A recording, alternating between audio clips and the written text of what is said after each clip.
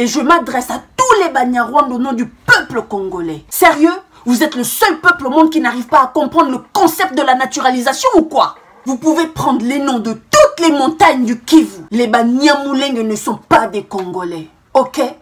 Bonjour, je m'appelle Jenny Fouti. Kosilingo Kosi Fwakumenga. Je suis Bénin Congo, je suis Mou Congo, je le dis, je l'assume et je le proclame.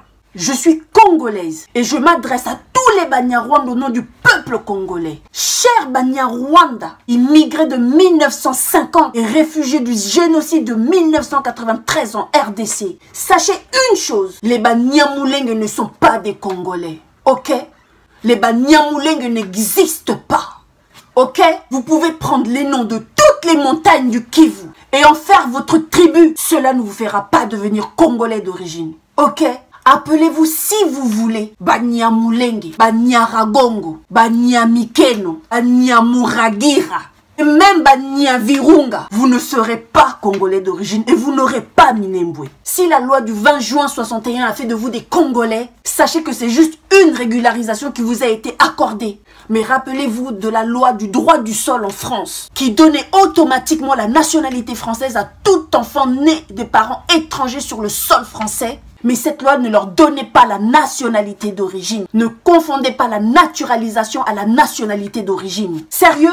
Vous êtes le seul peuple au monde qui n'arrive pas à comprendre le concept de la naturalisation ou quoi? La naturalisation, c'est l'acquisition d'une nationalité ou d'une citoyenneté par un individu qui ne la possède pas à sa naissance. Depuis quand des étrangers naturalisés dans un pays d'accueil peuvent réclamer le droit d'être reconnus comme des entités d'origine? Allô? Est-ce parce que la conférence du Congo, faussement appelée la conférence de Berlin, a qualifié la RDC comme une zone de libre-échange, où vous aussi vous venez prendre votre part? Le coltan, l'uranium, le pétrole, le cuivre, le gaz et autres richesses de la RDC que vous pillez par vos génocides, boucheries, hécatombes, pogroms, dévastation, destruction du peuple congolais ne vous suffisent plus? C'est quoi au juste? Vous avez plus d'espace dans votre montagne ou quoi? On vous a dit que la RDC était à vendre? Mais il paraît que le Rwanda est devenu un pays développé, avec une technologie à la pointe. Et pourtant, il semble, d'après le journal du net de 2019, que votre PIB par habitant est de 830 $. Alors que faites-vous en RDC? Que cherchez-vous dans un pays où le PIB par habitant se retrouve 8e pays le plus pauvre au monde? Les Congolais meurent en Méditerranée, meurent en Amazonie, meurent par les génocides que vous perpétuez. Le peuple congolais fuit la dévastation, la désolation que vous perpétuez dans leur pays. Bizarrement, les Banyarwanda, les réfugiés Nyarwanda de la République démocratique du Congo ne veulent pas rentrer dans leur pays et se font appeler des Banyamulenge. Sérieux? Mais rentrez dans votre pays. Votre pays est développé. Votre pays est partenaire du Paris Saint-Germain, s'il vous plaît. Que faites-vous en RDC? Le Congo n'est pas à vendre. Vous pouvez aller pleurer chez Trump, Macron, la reine Elisabeth, Angela Merkel, Poutine et même Satan le diable Lucifer. Qu'il vous donne Minembwe, vous n'aurez rien. Le peuple congolais ne lâchera pas un seul centimètre de la République démocratique du Congo. Ok, pour ce, il faudra nous tuer tous. Alors, cher Banyarwanda, laissez-moi vous apprendre l'histoire de votre peuple, exterminé par vos pères, fuyant votre montagne et à qui nous avons hébergé, accueilli, avant que le peuple qui constitue le Congo, dessiné par Stanley et Léopold II, soit appelé la République démocratique du Congo. Votre peuple était dans des grottes, en train de gratter les roches de votre montagne pour trouver la sortie. Ok?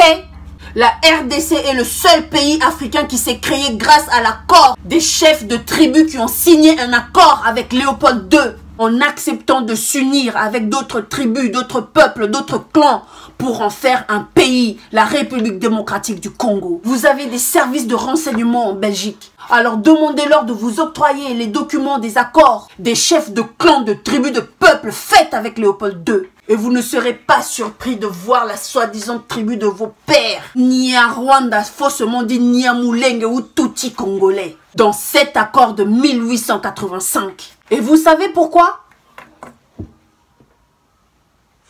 Parce que les Banyarwanda n'étaient pas en République démocratique du Congo en 1885. Parce qu'en 1885, les Banyarwanda, les Tutsis, étaient dans les grottes en train de gratter pour trouver la sortie de la montagne. Même les premiers immigrés rwandais fraîchement sortis de la montagne du Rwanda, du roi Niginya, sont arrivés au Katanga en 1950 comme main-d'œuvre ramenée par avion par les Belges. Ça, c'était la première immigration. La deuxième immigration, le prétexte du génocide rwandais pour infiltrer la RDC. Infiltrer la RDC militairement, politiquement et maintenant territorialement.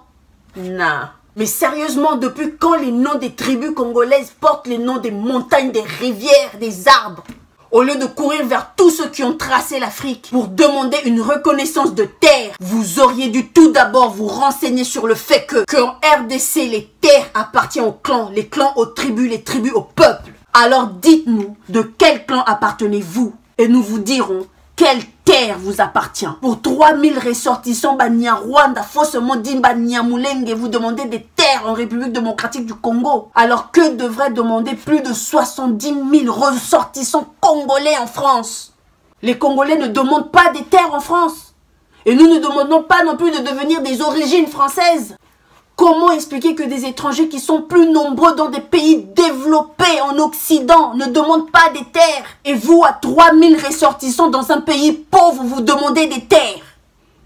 Comment expliquer ça? Excès des ailes. L'importance que la communauté internationale vous a accordée après votre complot de semblant de génocide vous a surestimé. Parce que votre ambassadeur rwandais en RDC et vous ne reconnaissez pas le génocide congolais que vous perpétuez dans notre pays, que nous, peuple congolais, nous ne reconnaîtrons jamais votre semblant de génocide, qui fut plutôt un sacrifice pour vous introduire dans notre paradis, la République démocratique du Congo. Vous et ceux qui vous envoient avez pillé et tué 6 millions, plus de 6 millions de Congolais. 6 fois plus que votre sacrifice de soi-disant génocide, juste pour développer votre montagne, le Rwanda.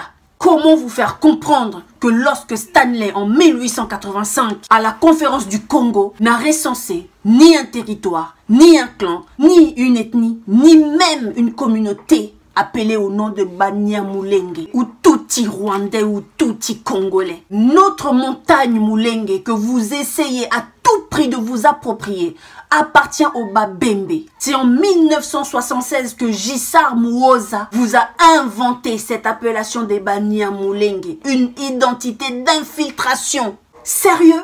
En République démocratique du Congo, après les colons, les Rwandais, vous n'allez pas nous foutre la paix? Merde!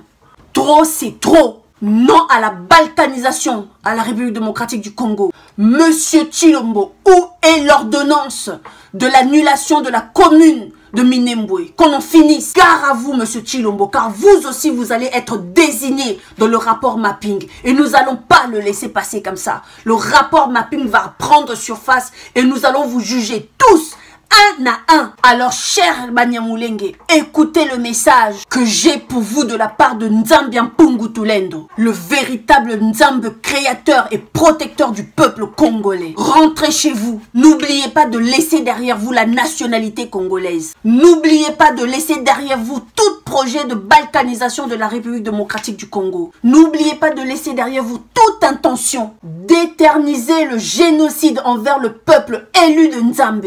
Sinon, voici le sort. Comme votre Dieu a dit à Josué de faire à Haï, le peuple Congo, des vaillants guerriers envahiront votre montagne que vous appelez pays Rwanda. Vous feront la guerre et éliminera tous ceux qui respirent. Votre montagne s'écroulera et deviendra une prairie. Le Congo n'est pas à vendre. Le Congo n'appartient plus à Léopold II. Le Congolais n'appartient pas à l'Union européenne, ni à la communauté internationale. Le Congo appartient aux clans, aux tribus, aux ethnies et au peuple congolais. Vous ne toucherez pas à Minembwe. Croyez-moi.